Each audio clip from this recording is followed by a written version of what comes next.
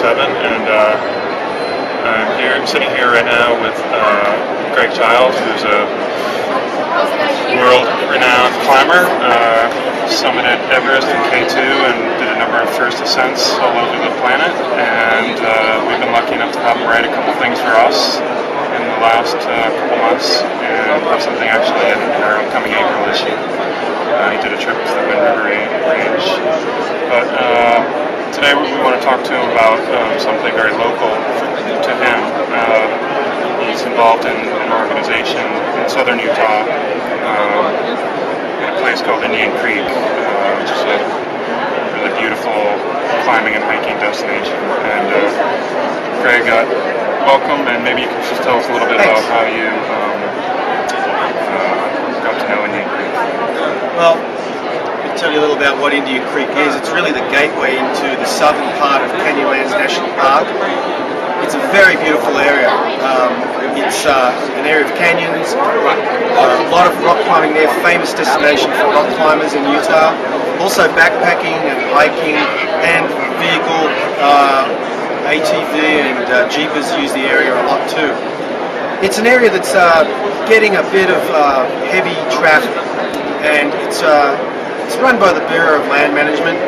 And a few months ago, a couple of years ago actually, they started doing a management plan because they were worried that maybe just too much human traffic was going on there.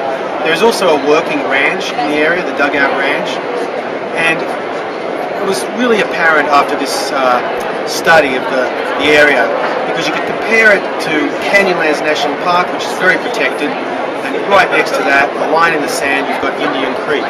It had definitely a lot more human impact. And one of the problems was the BLM were going to be forced to make some guidelines, some changes to the place. They weren't going to stop you from climbing there or hiking there, but they were realizing that you couldn't necessarily just run amok over the place, camping wherever you wanted, or more to the point, going to the toilet wherever you wanted. This is an area that was so primitive, and that was its beauty. No toilets, no organised campgrounds. So that meant you had to go and poop in the woods. It just wasn't going to work for the long haul. So before it got too much of a problem, it could pollute the watersheds there, just be visually polluting. A bunch of climbers formed a very small grassroots organisation called Friends of Indian Creek. It was seeded by the Access Fund, which is a very key player in this.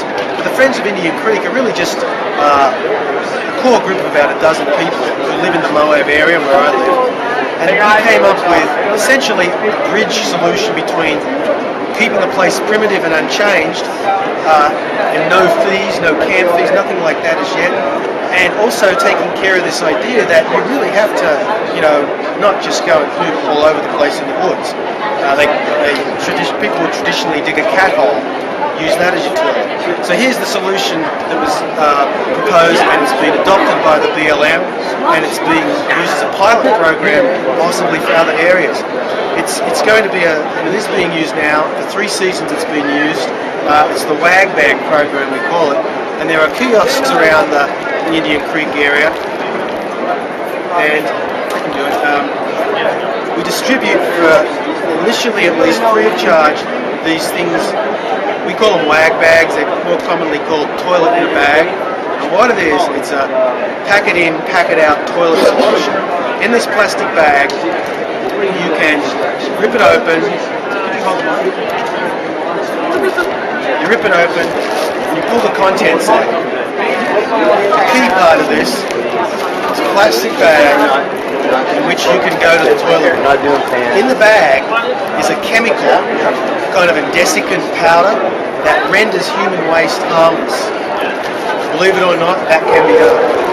You wrap this thing up, you tie a knot in it so that your morning visit to the toilet is now safely contained. You put that inside this Ziploc bag, so it's double bagged, and that's essentially it. This thing even comes with a little handy dandy fresh towel wipe to clean up with, and a little piece of toilet paper, a few sheets of the most essential part. Now the idea is then you take this whole thing and you take it out to a dumpster, and you get rid of it that way. this is the program that's being regarded as voluntary, but really it's pretty essential that people comply with this in this particular place, Indian Creek, because the alternative is going to be eventually organised toilet facilities, and that means paid campgrounds, and that means, you know, people policing all of this. Right now we've got a bridge between the primitive free-for-all that we once maybe had years ago and the need to manage ourselves, and it's working really well. It's also become a really good bridge between the land agency and the climbers and hikers of Indian Creek, and we're realising that, you know, we've got a lot in common, trying to keep this place primitive and unpolluted, and it's working out really well. We're coming up on the 3rd season, and if you want to learn more about it, Friends of Indian Creek has a website, www.friendsofindiancreek.com. It's all there, and donations can be made because these things aren't free, but they are being distributed free to the users. So there it is. It works well. David and Sarah just got That's great. Do you? What's exciting to me about it is the whole idea that you know, like wilderness to us is obviously very important, and the whole idea that wilderness can be kept wild, even, you know, when it's getting a lot of visitation. And are there other places where this pilot is being considered yet, do you know, or is it just sort of like still being watched and considered? Well, what I know about is something like this has also been used along the corridor of the San Juan River, where it's heavy rafting, river rafting used down there, and I haven't seen that myself, but I understand that it's being used down there, and I think it's been so well received, at least in southern Utah. And you've got to consider the environment of southern Utah. It's desert, very dry and arid, and, you know, you consider, you know, human waste just doesn't decay the same way it does, say, in the northeast, where it's very moist forests. So this is a particularly useful way of dealing with that problem, at least in the arid climates.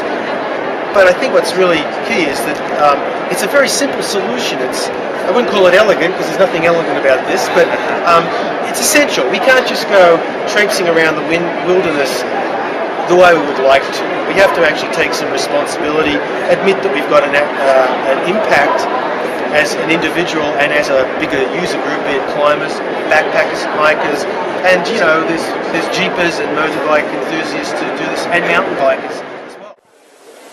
And Friends of Indian Creek also has a website. It's www.friendsofindiancreek.com, and on that website you can get updates about what's going on, status of climbing and camping and everything there, and especially a very detailed explanation of what I've been trying to tell you about using wag bags, why they're important, and all the places that this whole wag bag program are going to really keep open and primitive for us.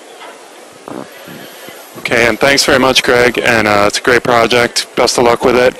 Look for Greg's story in Backpacker in April the 2007 issue, and I'm Dave Howard from the floor of the Outdoor Retailer Show 2007. Thanks very much.